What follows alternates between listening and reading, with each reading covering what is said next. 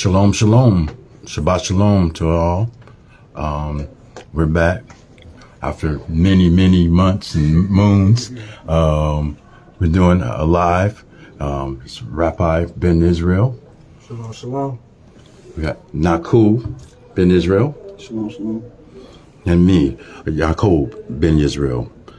Today, on this live, we will be talking about the name. We have a whole lot of different dialects of the name, from Yahweh to Yahweh to Yahuwah. We want to do a study and get the name, and we're going to have Rapbi up on the board, breaking it down a little bit more for us in the Hebrew language. All right, and no further ado, let's make this happen.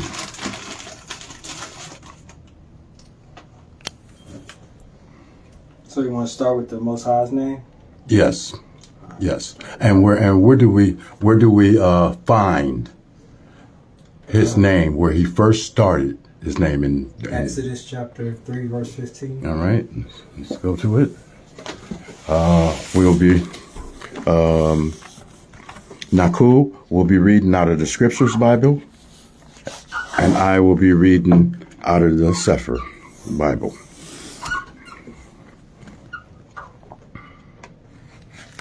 Exodus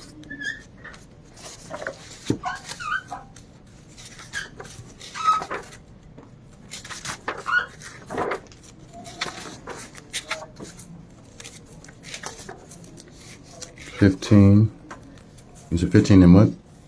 Exodus chapter 3, verse 15. Okay. Because he says Ahaya on 14. And then he says my name. But he says his name on Exodus chapter 3, verse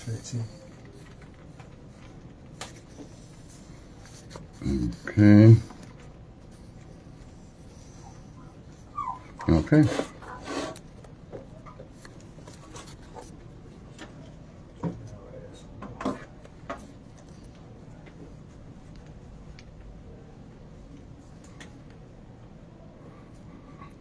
And I'm gonna read Exodus 3 and 15. Exodus 3 verse 15. And Elohim said moreover unto El Moshe, thus shall you say unto the children of Israel, Yahuwah Elohim of your fathers, the Elohim of Abraham, the Elohim of Yitzchak, and the Elohim of Yaakov has sent me unto you. This is my name forever, and this is my mention unto all generations. That was 15. Now we start off with the Paleo, or the ancient Hebrew.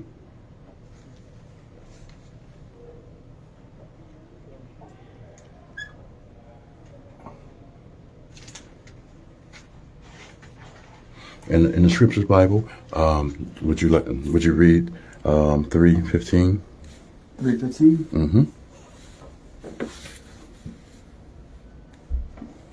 And Elohim said further to Moshe, thus you are to say to the children of Israel, Elohim of your father, the Elohim of Abraham, the Elohim of Yashkush, and the Elohim of Yaakov has sent me to you. This is my name forever, and this is my remembrance to all generations. Okay, that's out of the Scriptures Bible.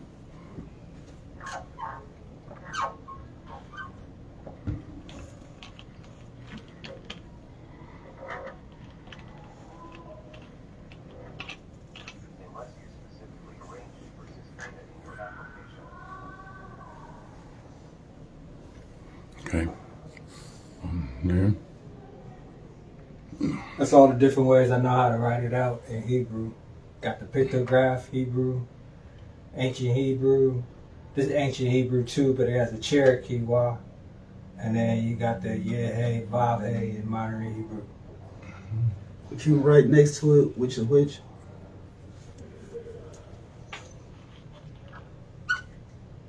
So they got pictograph, Hebrew, ancient Hebrew, Cherokee, ancient Hebrew,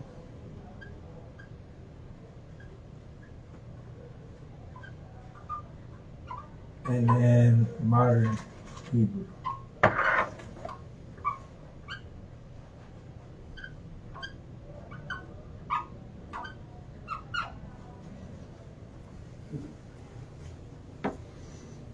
The difference between the ancient Hebrew and the Cherokee Hebrew is the wa, the vav.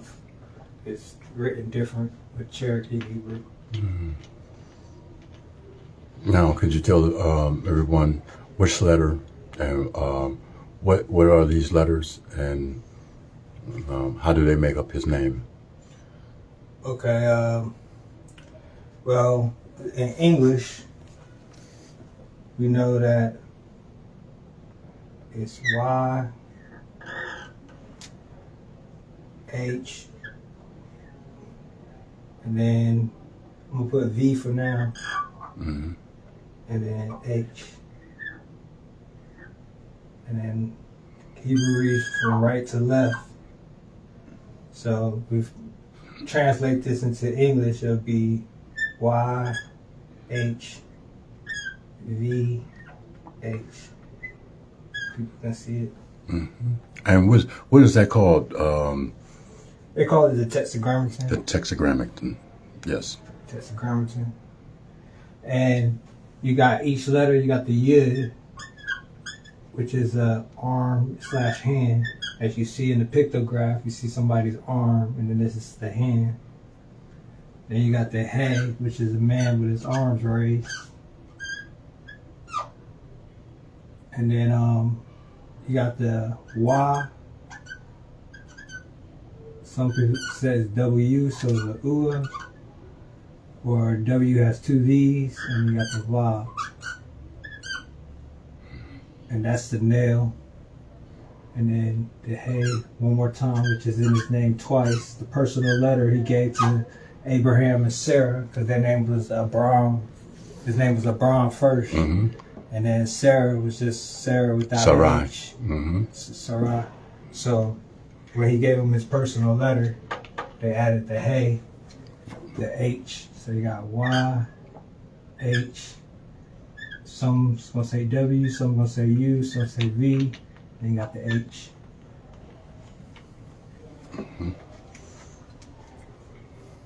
Because if I don't know Hebrew, then all of this looks like Chinese or Japanese to a person. Right. So, and then even if I write out Yud, I'm like, okay, how am I supposed to know that's the Y? Because it starts with a Y. Mm-hmm. And that's how you translate it. This is the He, it's the H. That's the H. Then the Y, Ua, or Vav, because this V, two V's make a what? A W. Mm-hmm. And then two W's make a W2. Mm-hmm. So that's why you see some people write out the Tetragrammaton. You got Y, H, W, H. Or like Yahuwah, Y, H, U, H. So now, I think the question that I have is the nail. All right. Why is there three different forms of a nail, but only one form of, you know what I'm saying? Three different pronunciations of the nail. Mm-hmm. But there's only one pronunciation of all the other letters. I think, like, naturally, kind of like, was it Judges chapter 12, verse 6? You got the tribes where they say Shibboleth or Sibboleth. Mm-hmm. shibboleth and sibboleth is the same word, but shibboleth sounds like it has more breath to it. Shibboleth, whereas sibboleth sounds like they're taking breath away. I think it's the same thing with the name. Like somebody else might say Yahuwah and put breath behind the vav when they say it, so it might have more of a W sound. Somebody else might be saying Yahweh and it had like a U sound. And then somebody else might have been saying Yavah, like in A V sound. had a V sound. So that's I'm not no historian on a book level to be like, oh, it changed like this and changed like that, but just naturally speaking Hebrew, when I speak Hebrew with other individuals, even in 2024, we'll know the same thing in Hebrew, but they could be still from the South of America and say it differently. I know what they're talking about. Like somebody might say Akkad, Ikad. We both know it's the same word, but some people say Akkad or some people say Ikad. Like some people say Abba. Ahaba, what's it? Love in Hebrew. Ahava. Ahaba. Some people say Ahava. Put the V sound. Keep them that modern Hebrew without the dogotation in it. So now, when we how I got the understanding of the U instead of the other two is just looking at the First Chronicles 7 and 14. You remember that verse? The people who are called by my name, if they shall pray and humble themselves and repent of their sins, then I will hear from heaven and I will heal their land, right? So now the people that was called, who is called by his name.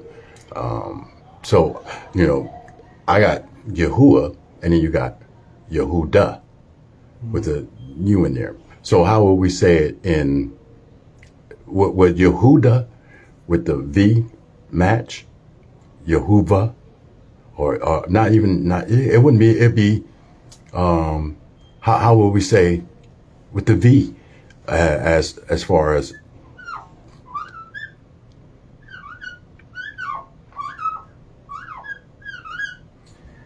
but it's probably like just like in the King James time, like upon spelled with the V. but it still meant it still is a U. Yeah, that was how you spelled upon with a V. And it wasn't until later it came a U. Same thing with other words like have. Have was spelled with a U. But then So the V is actually still the U sound. probably so. And then you can't have a double U without the singular U, right? So which one would you think came first? But that's the thing. All things were created in the beginning. So all of this was, to me personally, was created before time. So I don't necessarily hold one higher than another. Of course, we understand that the U has to exist first before it become a W. And we have to know that either the V or the U came first, and then, whatever dialect over the years and generations and wars and transferring of people and intermingling, and this person says it this way and that person says it that way. Like, it's changed over the years. Now, in research, I think the W came around King David's time. So that's why I kind of stick to the W one, because if that one came around King David's time and maybe he was saying it with a W sound, then I would want to stick with that one, me personally. Yeah. You know what I'm saying? Even though I know the academia aspect of, well, that's a W, so it's supposed to be a U. But kind of like when they say the Shema Yisrael, Shema Yisrael, Yahuwah, that Wah, it still sounds like a W sound, naturally singing that song.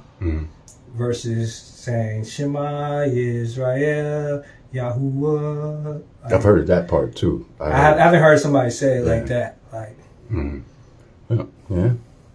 But so then, as we read Exodus 3:15, where you think he said to Moshe? I mean, what he said to Moshe, I mean, I'm not sure, because, I mean, once again, you got, like I said, I know that with the Yahuwah crowd, they know about the breath being in the name, and also the Demonic Israelites believe the same thing too. So it's like Yahuwah, like put a breath behind his name, which I believe over time became like a W sound. Okay. So, I mean, like, if he said Yahuwah, how you think he would have said it to Moses?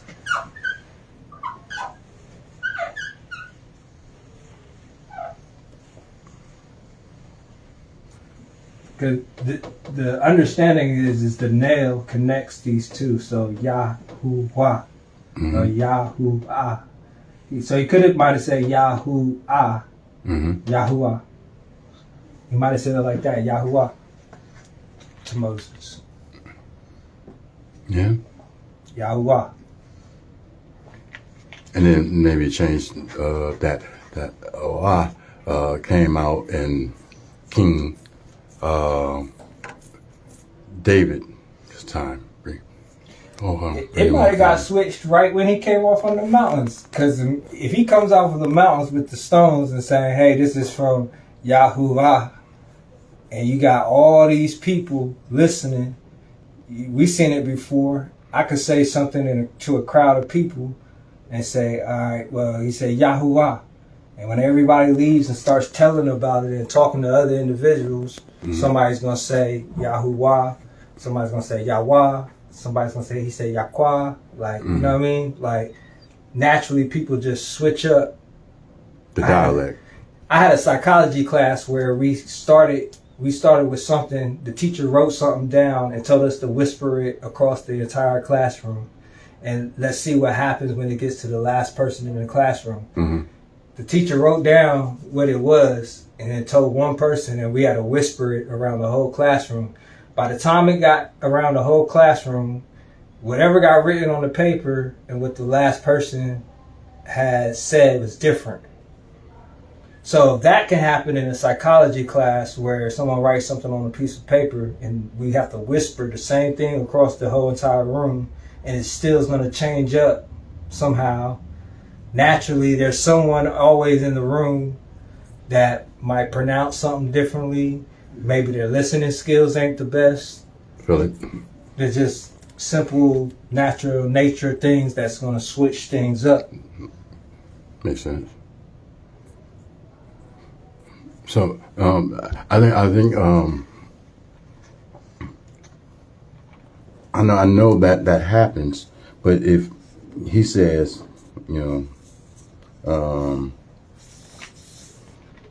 this is my mention to all generations, and hold on, didn't he say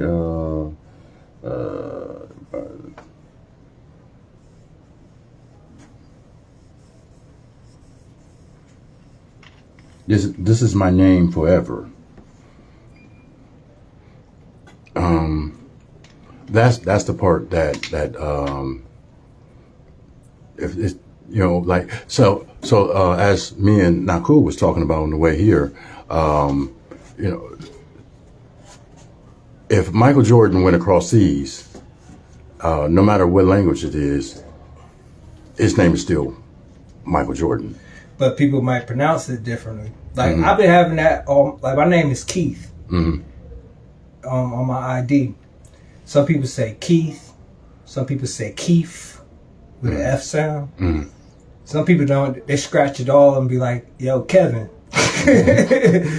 All my life, if they know my name starts with a K, Keith, or they're gonna say Kevin. Mm-hmm. I don't know why, but they always, if they don't remember my name properly, I'm Kevin for some reason. So now, could that also happen? That's what I'm saying. Yeah, that could also happen, and that's actually what Naku was saying too. I was asking about, I said, his government name, and he said, yes, different places might pronounce my name differently. You know what I'm saying? And I was like, well, is that your name then, if it's pronounced differently? And he said, well, as long as I know what they're talking about and what they're saying, yeah. Also, too, taking culture, like right now we're discussing it in a room in a library, just looking at it and breaking it down. But like, let's say you were a tribe of Indians, Native Americans, and kind of like the Florida State Seminoles chant, like, yeah, hey, hey. Like they might be doing a chant and it comes out with that W sound too. So like, how to yeah, hey, hey. Like, so now, a lot of our brothers says Ahaya or Ahaya, Ashar, Ahaya, right, or Ahaya. Now, how do you feel about? I mean, I see you put that up, but you didn't put up Ahaya up there as his name, and why is that? Well, studying it, there's two primitive roots, Hava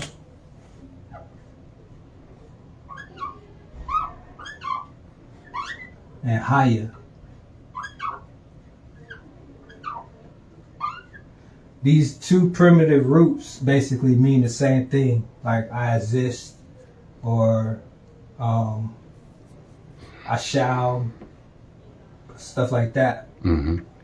It's just that this primitive root word is being used for the one that most people might believe is the main name, and then the Haya as another primitive root for Ahaya, Shurahaya, that was came right before that in Exodus chapter 3 verse 14. Okay, and that's Elohim said unto Moshe, Ahaya, Asher, Ahaya.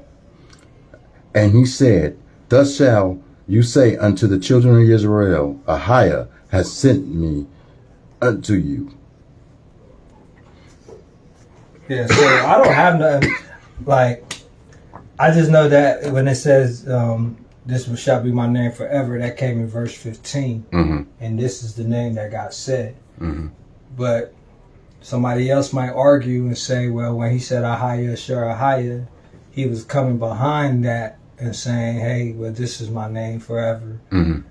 But they both still have the same, they still have the basic meaning of I exist, I will, I am.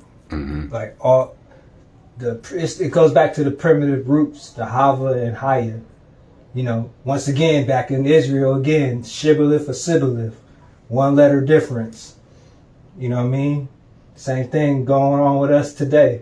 One letter primitive root word difference.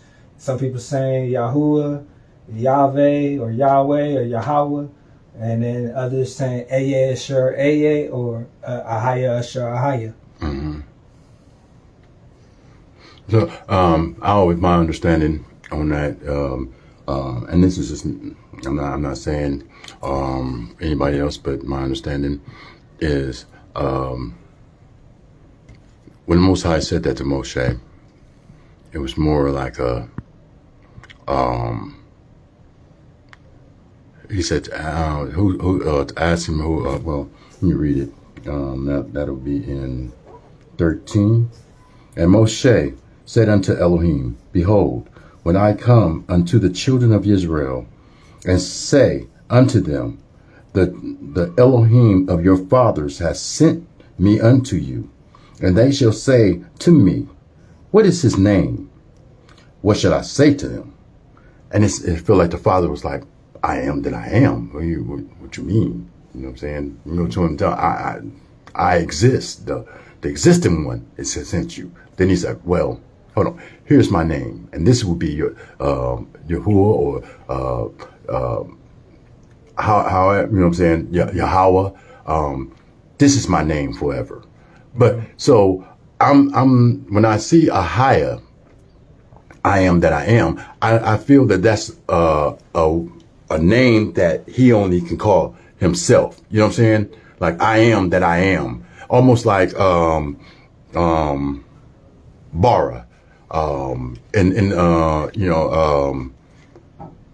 Bara means created, right? Yeah, borrow means created. So he's the only one who could borrow, right? We can't borrow. We can't create out of nothing. Right. So he's the only one. So that's why I feel like he's the only one who could say, I am that I am. You know what I'm saying? But then he turned around and says, this is my name forever.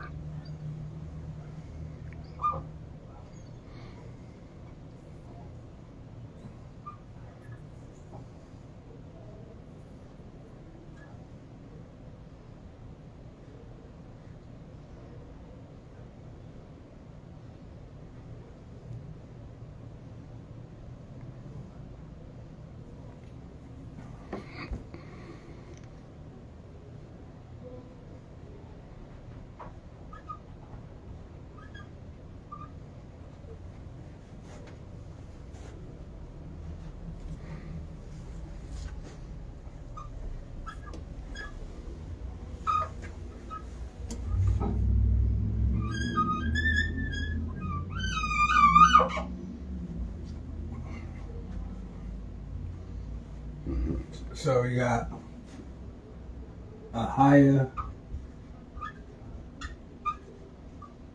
Ashar, Ahaya. Then the primitive root word is Haya inside of Ahaya. Mm-hmm. Same thing with Yehe, Wahe. Add one letter, and the primitive root word is Hava. Mm-hmm. Add one letter, the Aleph, and you get a Haya. Without the Aleph, just Haya, which is the primitive root word. And both of these words, basically, you got, if this was water, then this is H2O, basically. It's the same thing, but get a little bit more personal. Yeah. There's two, carbohydrates? Hydrogen. Hydrogens. Mm-hmm. Two hydrogens and then one oxygen. Yes. And then this is water. Mm-hmm. So Haya and Hava, they both mean the same thing. Ahaya, Shar, Ahaya, and Yahuwah, they both mean the same thing. I just think this is more like, hey, look, what you want me to tell them? Hey, just tell them, I exist, like water. Like, matter of fact, tell them it's H2O. Mm-hmm. You know what I'm saying? Tell them it's H2O. Yes. If they want to get real complicated and they don't understand water, tell them it's H2O. Mm-hmm. That's how I think he was saying. He's like, look, I got you. Ahaya, Shar, Ahaya, that's who, to tell them I exist. I am who I am. Matter of fact, tell them Yahuwah. You know what I'm saying? Let's go to this H2O, break it down. So, I think that's all it is. Understanding the difference between water or H2O. Mm-hmm. That makes sense. That makes a lot of sense. That makes sense. Yeah, because like I said, my understanding was like, I can see I can see him when he's talking to Moshe, and modern thoughts. Him, and he's like, "Oh, who should I say sent me?" And he said, "I am." He popped his collar and said, "I am that I am." You mean? Okay, all right. It's Yahuwah. Tell him Yahuwah sent you. All right, but I am that I am. What are you talking about?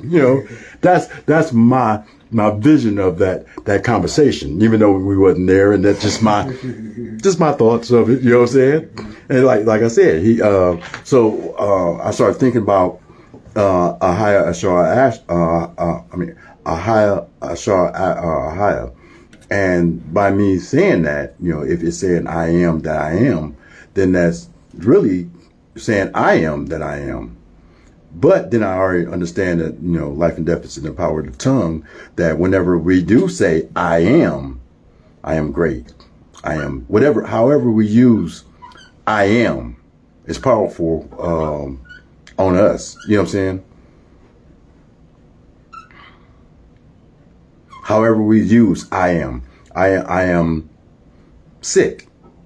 So then that kind of put that vibe on you. I am well. I am great. I am, however you use I am, you know what I'm saying? It puts that vibration back upon you, and that's how powerful that I am is. But when people say, you know what I'm saying, who is your God? Who is your Elohim? And somebody said, I am.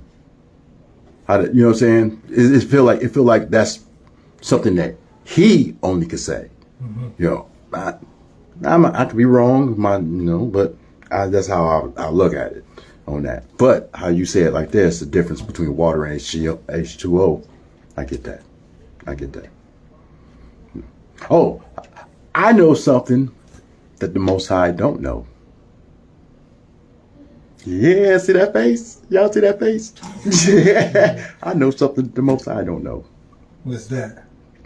I know that there's someone greater than me. He don't. He don't know nobody greater than him. He already knows that, though. I know he's greater than me. He don't know nobody greater than him. I was wondering where you was going.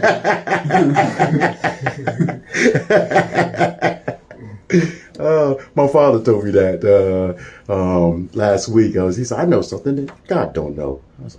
And I made the same face, like, what you, because he's all knowing. You know everything. What do you mean? He said, I know that he's greater than me. He don't know nobody greater than him. I was like, yeah.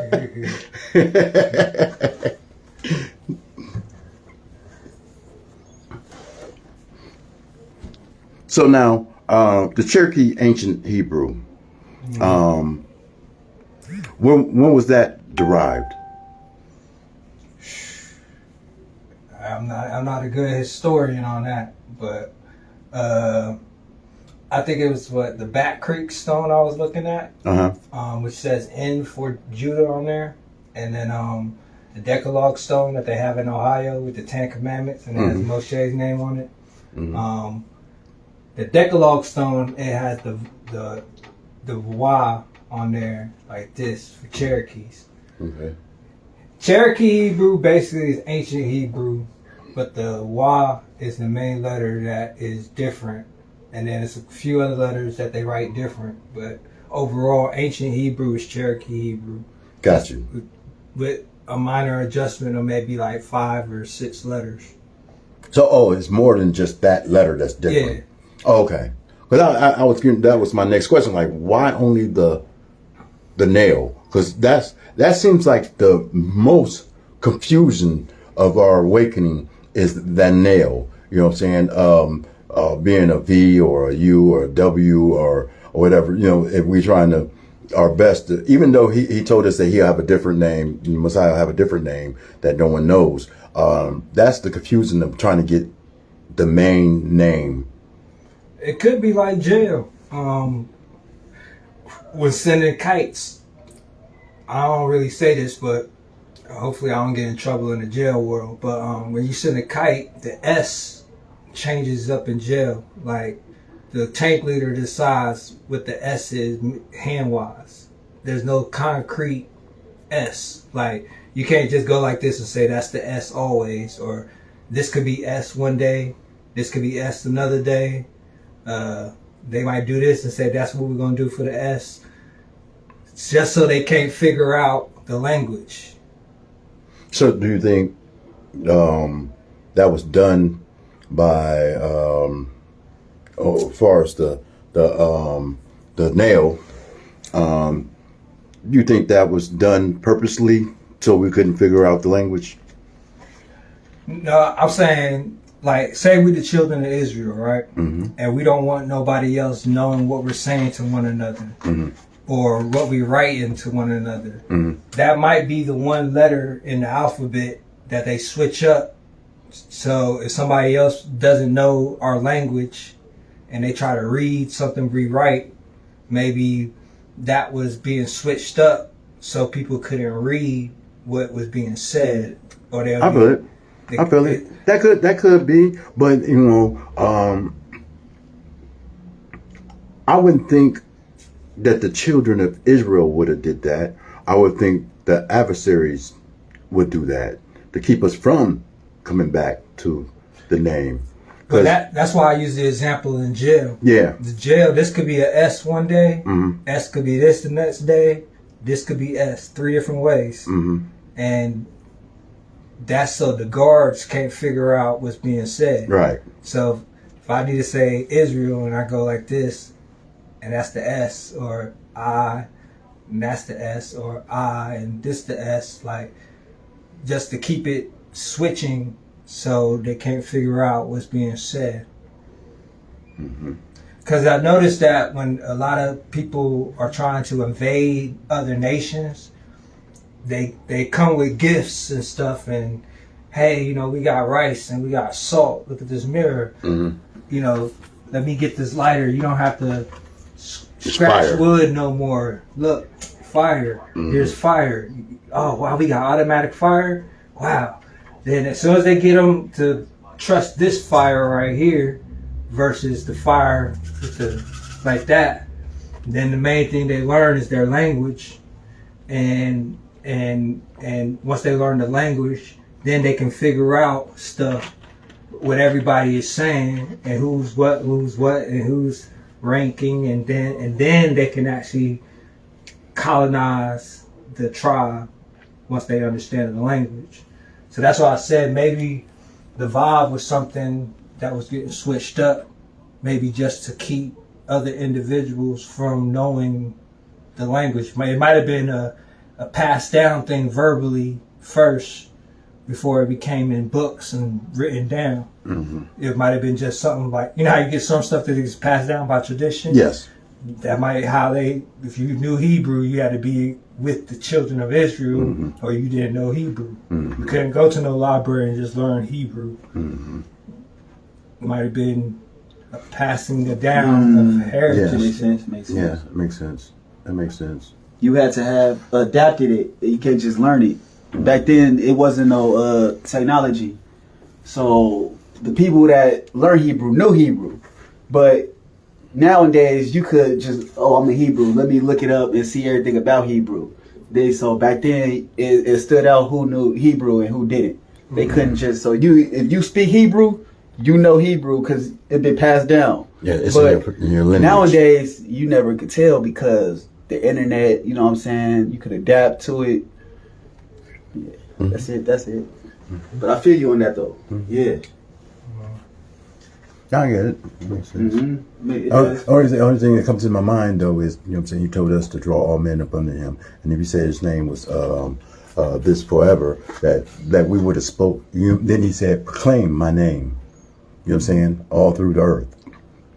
It was something that we were supposed to do as the children of Israel, is to go out and, you know, give his name out, you know, and then you get the scribes and the Pharisees and the Sadducees and all those who changed it up, you know what I'm saying?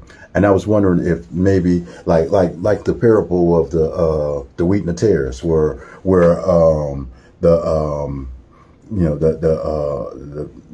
the owner of the garden or whatever planted wheat, and then his servants came and said, "Hey, you have tares in this."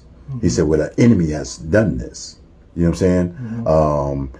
I was like, well, could it been we was going out proclaiming his name to all nations and all, you know what I'm saying, everyone, and the enemy came in and sold in tares, ended. So then once, like in, what is it Jeremiah, 17 and is it 9? Where we lose our, or 4, where we lose our heritage. I'm not sure on that one. I think it's Jeremiah 17. Let me see. Okay. Can you get Jeremiah for me, please?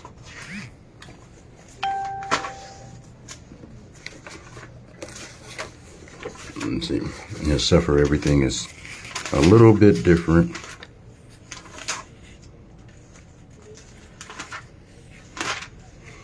And see, another way that I started using the "you" is from modern day they call him Joshua, right?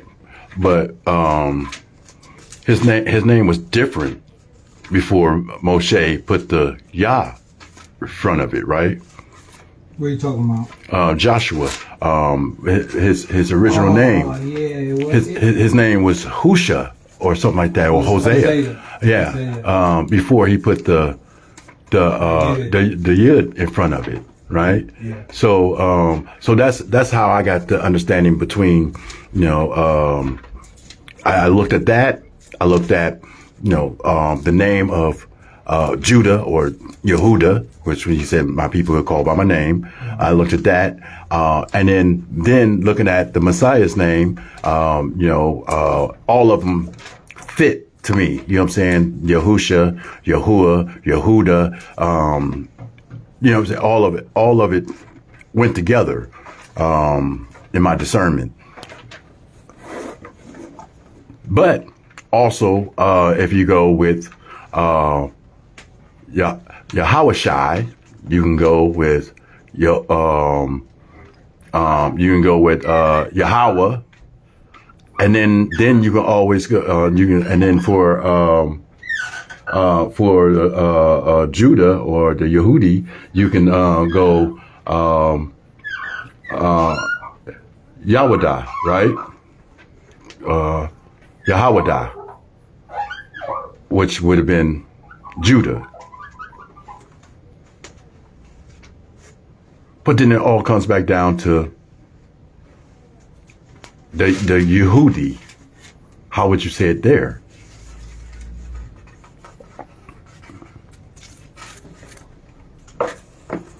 You know what I'm saying? Well, when you say Yehudi, that means Jews. So how would you say it with the W in it?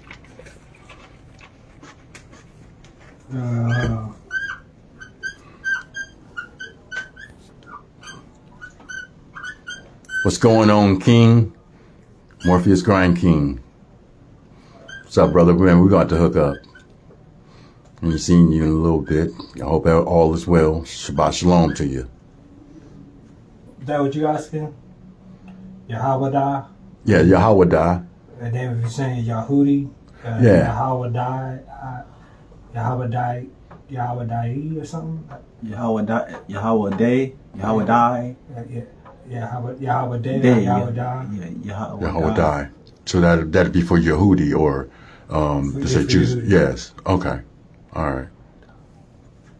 And that makes sense. You know what I'm saying? So when I hear Yahweh or Yahwadah or Yahawashai, it makes sense because it's spelled the same, and I can understand that the Vav or the Wa could be U or and also a O, right? Yeah, that's what the modern Hebrew. It could be an O. Yeah.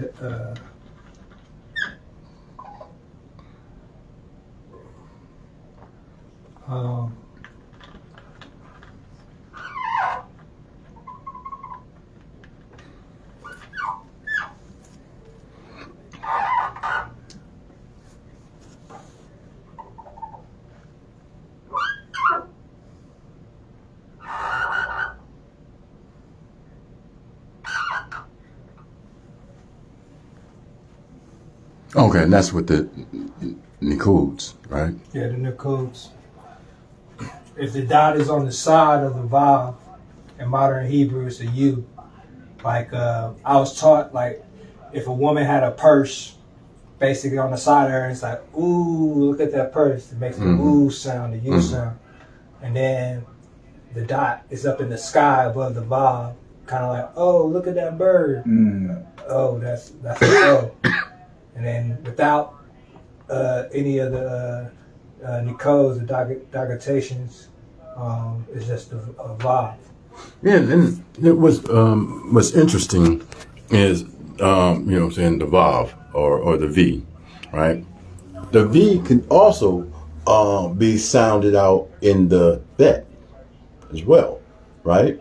If you put bet and you put it in the code in it, it makes a bet. Now it's a dogatation. The dot, even though the codes have dots underneath and they look similar, when the dots, this is called a dogatation right here. Okay. That's not a code. Okay. When there's a dot in the middle, it's called a dogatation. Okay. Okay, that's the bet. So, yes, it's interesting that the nail could be a V, and the bet without the documentation could be a V. That's also with tet and tav. Yeah. They both can make a T sound. Yes. You got tet, which is a T sound, and then you got the tav, which is the T sound also too.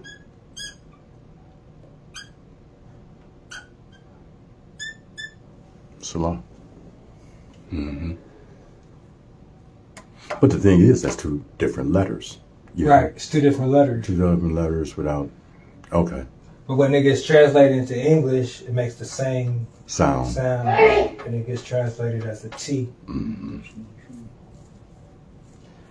That's why sometimes with Hebrew, when a person is first learning, I'm not against learning modern Hebrew. You know, once again, it's always good to know the native tongue and know pictograph or ancient Hebrew and all that different stuff. But just if you have an English mindset and you are first learning Hebrew, even if you feel like this stuff is easier or still just understanding the dynamics of modern Hebrew, it correlates better with how we write stuff in English. Like having a B and then putting a code with a vowel underneath. Like Hebrew, you can read it without vowels also. Like, give me a word that we could write out. That might be simple. That's simple. Yeah, you put me on the spot. Let's do Abba. Okay, Abba.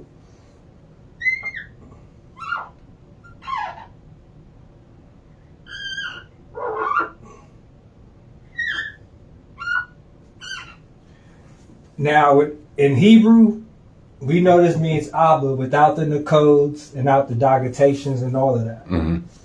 But let's say that dot right there represents two B's. And then let's say, I'm not sure how they have it, but I'm going to just do my own codes for a second. So let's say they write Abba out like this. The Aleph is silent with the Nicode A. Then you got the dagatation with the bet, two B's. And then you got another silent Aleph with a vowel point A, which spells Abba. But that's just like in English. You got an A, B, A. Now, if I erase this right here, if I had to erase it in English, since that makes no sound and that makes no sound, like trying to translate it will make no sense. So just to get the basic concept of Hebrew,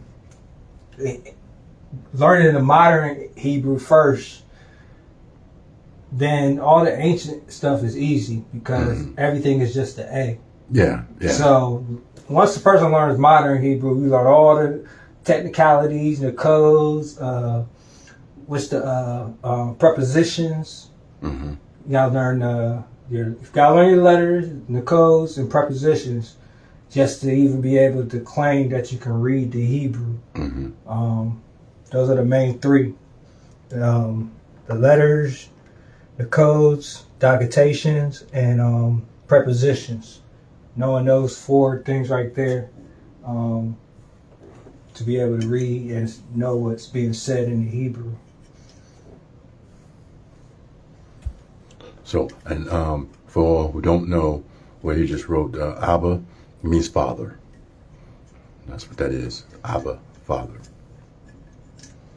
Why don't you break down that Abba right there? Break it down for Abba.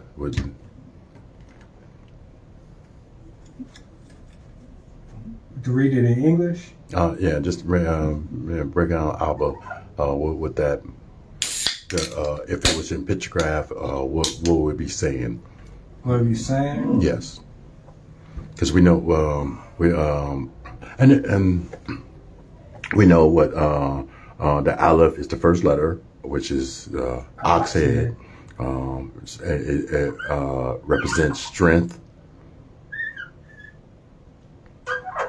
Which is an upside down egg. Mm-hmm. And then the bet is a house. Trying to remember how the house went. Yeah. I might be mixing up two. And then the other one was it's like a maze or whatever.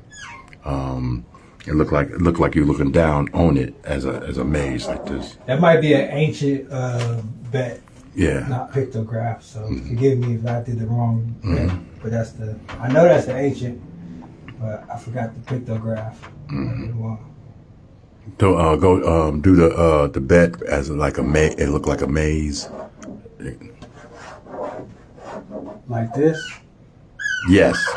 No, that's a pay. That's what I was saying. No. Just 1 second. Hold up. I told you you'd be up here writing. Listen at you.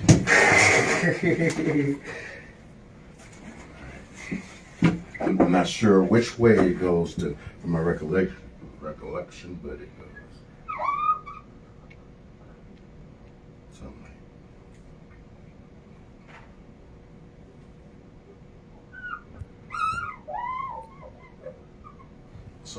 Something like that. It's almost like that,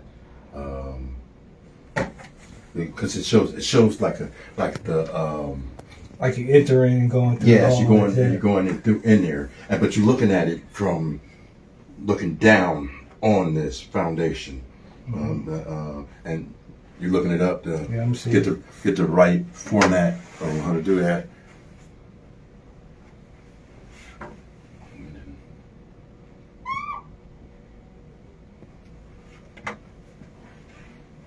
And sometimes I've seen this to the side as well. The Aleph, like this. Have you ever seen it like that?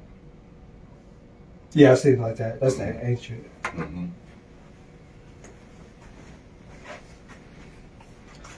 Oh, yeah, I see it now. Now I remember it. So, come on, I know that's an ancient bet.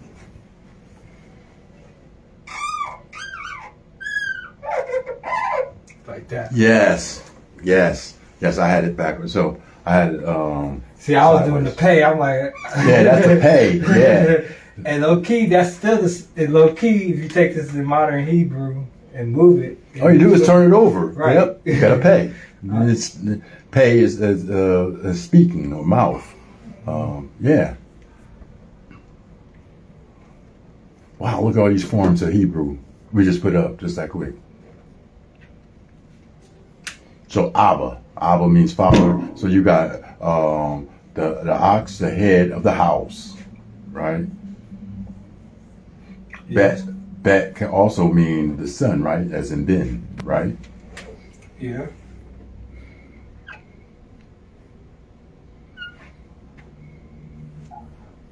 It could mean all kinds of things. It could mean first, the son, the leader. Mm-hmm. It could mean first of the house, the strength.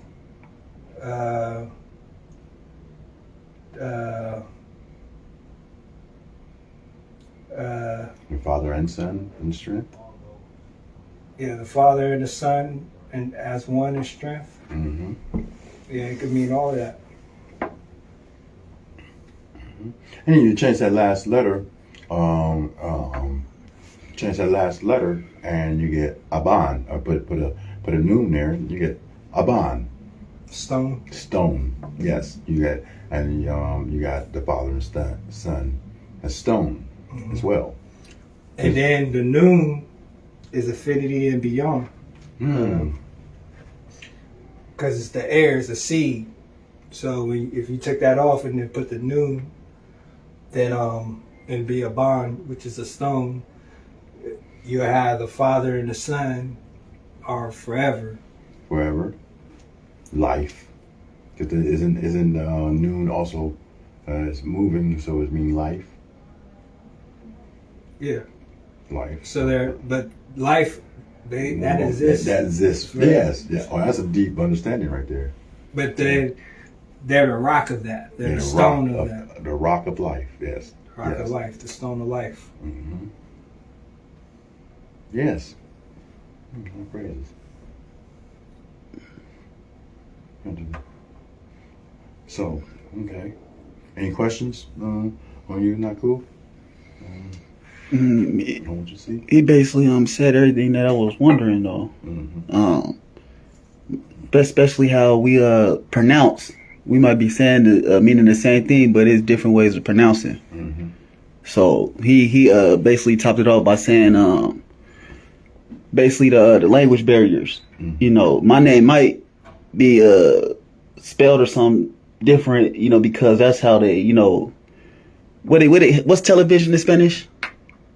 Probably Televista or something. Yeah, you get what I'm saying. So it's television, but it's spelled different though. But we know what they talking about. You know, and especially how they Denzel, like they be pronouncing my name all types of stuff. You know what I'm saying? Yeah, they be, you know, because the accent, you know what I'm saying, or whatever. On the way here, this is They how like to- our conversation started. Well, even though we knew that we was coming to do the study, he said Yahweh, and I said who, like that, who, and I was like, well, the W didn't come before the U when we was discussing that, and he was like, well, no, this is the way I say it, yeah, and he said, and I was like, no, I'm not taking that away from how you say, you know what I'm saying, but I always, my understanding was the W is a to you, so Yahuwah, you know, and then how everything else come with it, Yehuda, Yahusha, how some of the names of the prophets had the Yahoo on it. That's what I saw, all right? And so then I asked him, I was like, what is your name? And he was like, what do you mean? And I said, your government. And then I said, how you spell it? So he spelled his name, D-E-N, and I was like, so if someone came to you and changed it and says D-A-N, Denzel, that's your name? Or is that a different name? And that was the discussion we was having on the way, you know what I'm saying, coming through. Like, is that still your name if the letter's been changed? Or is that the same name? If somebody takes my name and they put Kieth, is that still my name? Is it? I mean, if they're trying to spell my name at least. Yeah, but what I'm saying, if they changed it, is that still your name? Just because the language barrier, yeah. I'm saying, Like for instance, we say Jesus out here, but I mean in Spanish, but it is Jesus, but it ain't Jesus. It's Jesus, but it's the same person. You feel me? Yeah, it's just however you pronounce it. Yeah. Kratos. Yeah. Because there's no J's. So it's really Jesus. Yeah. Jesus. But that makes an H sound though. Yes. So it's like the U and the V. Now we got a J that's making an H sound. So let's say 200 years from now, in the Spanish language, it's when they do Jesus Christos, let's say someone decides to change the J to an H because they keep pronouncing it with an H. And then there's a whole other group of Israelites that be like Spanish Israelites. Like, no, it was originally a J in 2024. Like, that's not it. Yeah. But we know here and now that even though it's a J in the Spanish language, they do pronounce it with an H sound. So if 200 years from now, if they started writing it with an H, it wouldn't be surprising to us if somebody talked to us, but people people in the future might be like, no, it's supposed to be a J. No, it's supposed to be an H. No. It says Jesus. It's an H. No, but it's spelled with a J. The J, Jose, everything. Well, Jose still has the H sound. Jose, H sound. yes. Right. H sound. Jose, what the hell? But yeah. So that, but if it now the sound on it. So if his name Denzel, and they say Denzel, well then that's just different sound though. Is that your name? If you're Keith, if they say it like you said, sometimes your name has been spelled with a F, so it's kind of Keef. Yeah. Keith, is that your name? I still respond to it. Oh, I feel it. That's what you respond to. But I told one of my buddies one time, I said, if you walked into a bar full of racist men and you heard what that N-word doing here, what would you do? And he said, I would tear that bar up. I would tear out. Everybody got to go. I said, okay. You walking down the street and your name is Eugene, but someone says, hey Tim, hey Timmy, what would you do? He said, I wouldn't answer him. I said, why? He said, Tim is not my name. I said, the N-word is not your name either, but you answered to that. So that made it your name. You feel what I'm going with that? Yeah. But it's still not your name. That N-word, because once again, Acts 13 verse 1 has the word nigger right there. Niger, yeah. But that's the thing, just like Niger, Africa, or the Nigerian army, is it really supposed to be Niger or is it nigger? Which one is it? Because you add one G to Niger, and now all of a sudden it's supposed to be derogative. Yeah. But if you take one G out of it, back to this one letter stuff, it means king, right? Mm-hmm. So that's what I'm saying. If someone called me a nigga, I look at him as them calling me king. They calling me a king. Yes. I think the extra G make it derogatory. Nigger to you twice as it. You feel me? It's really, because it's actually a river, Niger River. So they had to have used it in that coastal area. Mm-hmm. Oh, you're a Niger. Feel me? You're a nigger or whatever. And then you got. But that word shows that word been around. You got Simon Peter of. Niger. The Niger. Yep. Oh, Niger is a country too. Niger is a country. Yeah. Acts 13 verse 1. Like I said, it means king before anything first. Right. So if someone adds one G to it and they try to say that it means ignorance, I mean, unless they're ignorant of me being a king, other than that, that's not what it means. I don't.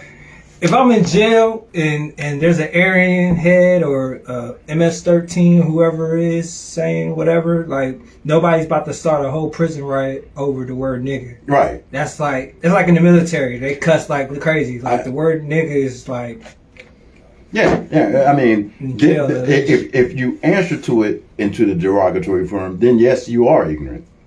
My son was online playing a game one time, and someone out of Chicago called him the N-word on there. He went ballistic, went crazy, hollering, "No, if I see you, I do this, I do." I was like, man, first of all, it's online. I remember that day. You'll never go out to Chicago and find this guy. So I don't know why you're You know what I'm saying? You're arguing back and forth online about it. Second of all, nigger or that word, negus, in Ethiopian means king. So who really is ignorant? You getting mad at him calling you that, or him just calling you that? Mm-hmm. You know what I'm saying? Yeah, Nagus means king of kings, and that's the first coming. And then Nagas means king of kings, but that's the second coming. Mm. So.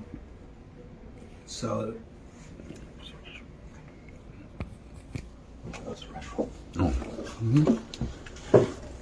Okay. The library about to close in a second too. Oh, is it? All right then. Well, we're gonna wrap it up. Hey, hold on. We're gonna wrap this up. Hey, I'm Bassi. All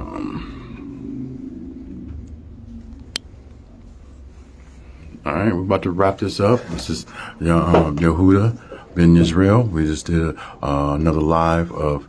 It's called "Led by the Spirit," where we just learned some of the lettering of the Most High God's name, his actual name, what he called, what he told Moses or Moshe, and we're studying our ancient language. One thing that Rabbi Ben Israel and some of our brothers, we always say we got to get back to the LLCs. Land, language, and culture. And I fully agree to that, to learn our culture out of the Bible, what happened to us out of the Bible, and why we're here. It's all written. Want to thank everybody who came on and watched this segment. We want to do this again, probably every Shabbat, that we can come together and do a segment on different ancient, modern, pictograph language, and get some edification, learning our true heritage. With that, I would like to, with Nicole, Brother Nakub in Israel, and Rapbi Ben Israel, or Rapbi. and me, Yaakov Yehuda Ben Israel.